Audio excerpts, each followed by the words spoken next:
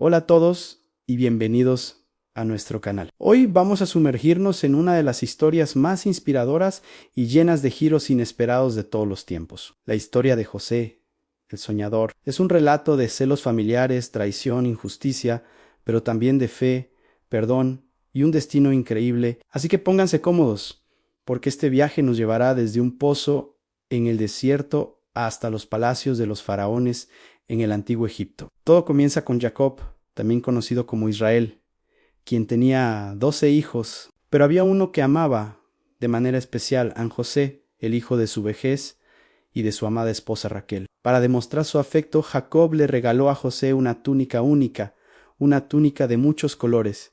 Esta prenda no era solo ropa, era un símbolo del favor de su padre, y lamentablemente también se convirtió en un símbolo de la envidia de sus hermanos. Además del trato preferencial de su padre, José tenía un don muy particular, soñaba, y no eran sueños comunes, eran sueños proféticos que parecían predecir su futuro. En uno de ellos, vio cómo él y sus hermanos ataban gavillas de trigo en el campo, y de repente, la gavilla de José se levantaba mientras las de sus hermanos se inclinaban ante ella. En otro Suai, el sol.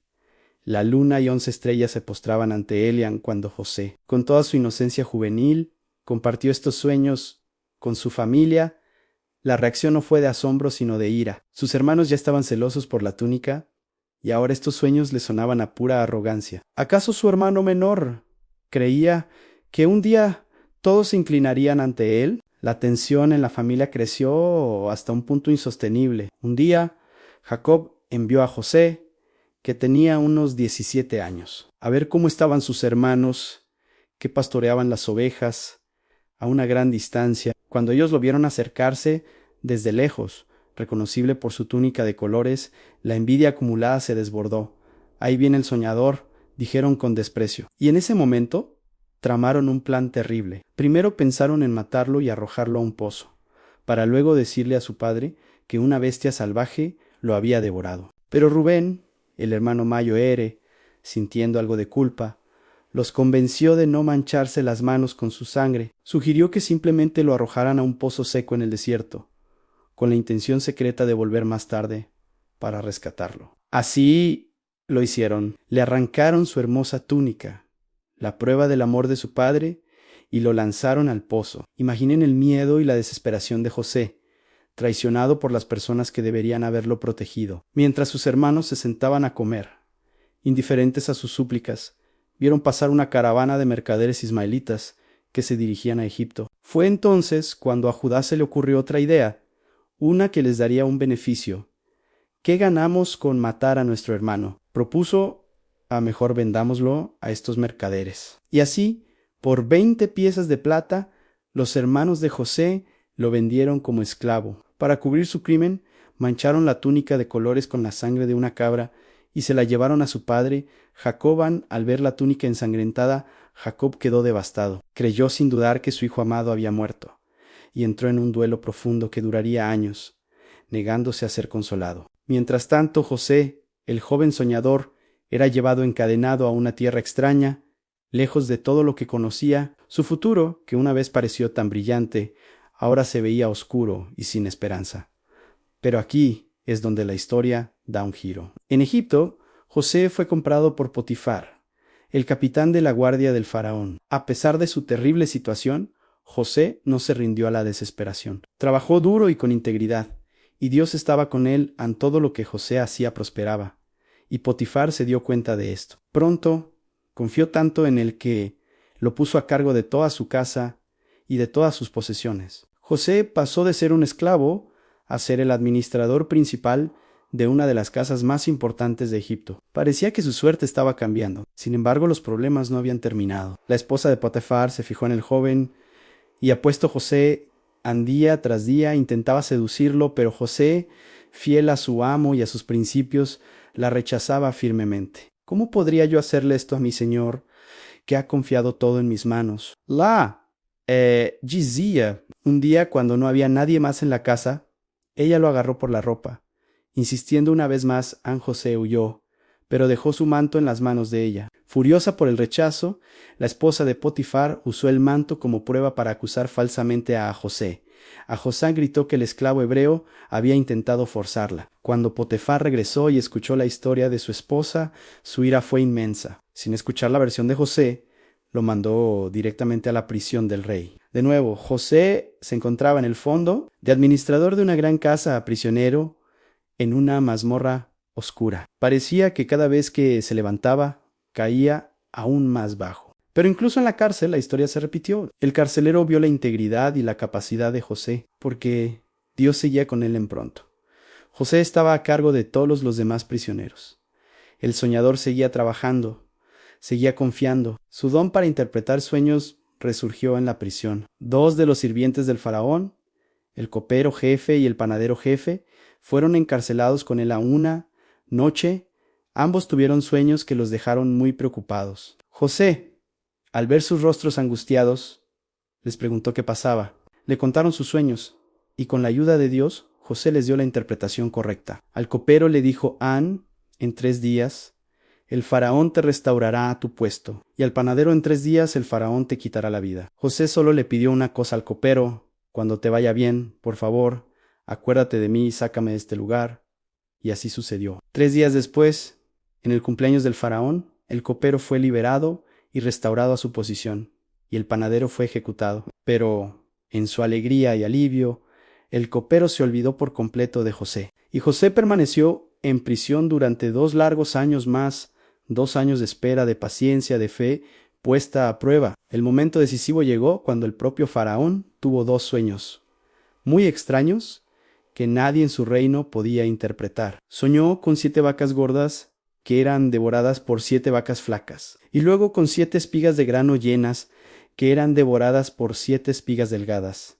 El faraón estaba muy perturbado. Fue entonces cuando el copero jefe finalmente recordó al joven hebreo en la prisión que había interpretado su sueño con tanta precisión. Le contó al faraón sobre José. Inmediatamente, el faraón mandó a buscarlo. Sacaron a José de la mazmorra, lo afeitaron, le dieron ropa limpia y lo llevaron ante el hombre más poderoso de Egipto. Faraón le contó sus sueños. José, con humildad, le dijo: no está en mí. Dios le dará a Faraón una respuesta de paz. Luego interpretó los sueños. Las 7 vacas gordas y las 7 espigas llenas representaban 7 años de increíble abundancia en toda la tierra de Egipto. Pero las 7 vacas flacas y las 7 espigas delgadas representaban 7 años de una hambruna tan severa que haría olvidar toda la abundancia anterior. Pero José no se detuvo ahí. Fue más allá de la interpretación y ofreció un plan de acción. Aconsejó al faraón que buscara un hombre sabio y prudente para ponerlo a cargo de Egipto. Este hombre debería recolectar 1/5 parte de toda la cosecha durante los 7 años de abundancia y almacenarla en las ciudades. De esta manera, cuando llegara la hambruna, habría suficiente comida para que el pueblo sobreviviera. El faraón y sus consejeros quedaron asombrados por la sabiduría de José.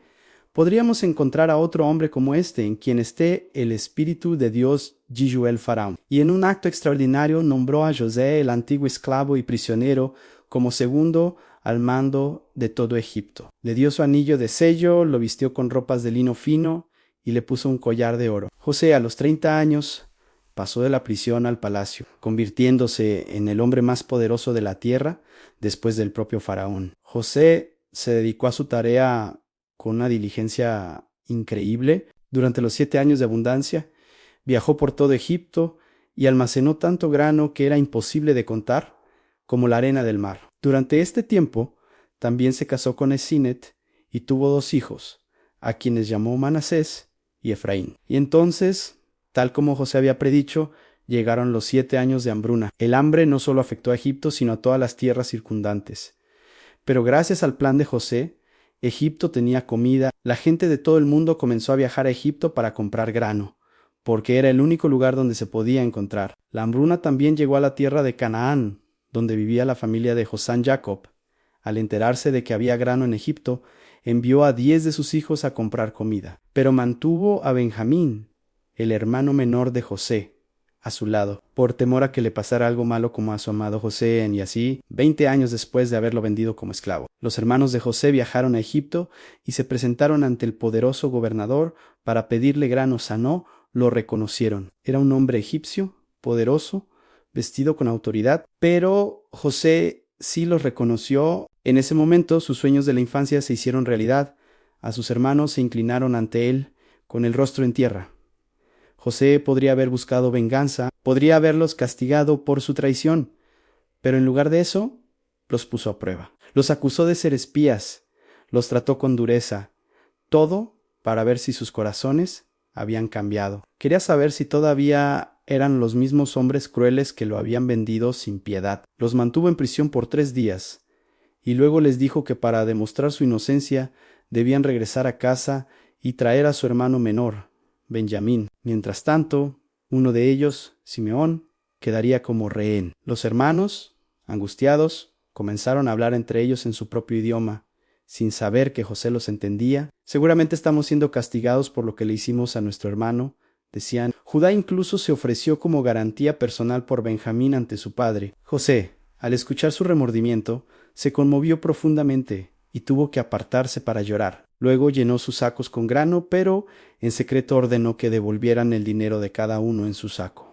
Cuando los hermanos descubrieron el dinero en el camino de regreso, se asustaron aún más cuando llegaron a casa y le contaron todo a Jacob. El anciano se negó rotundamente a dejar ir a Benjamín, pero la hambruna era tan severa que finalmente no tuvo más remedio que ceder. Con el corazón apesadumbrado, los envió de regreso a Egipto con Benjamín. Cuando los hermanos regresaron y se presentaron ante José con Benjamín, José preparó un banquete para ellos.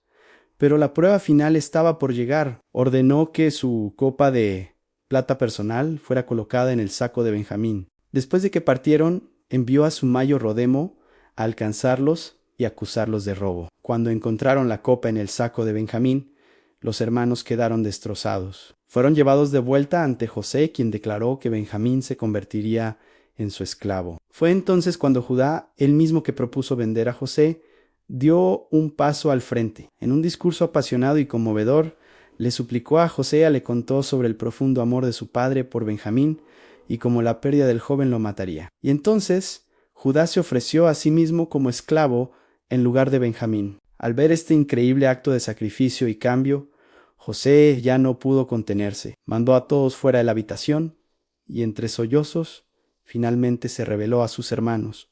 «Yo soy José», exclamó.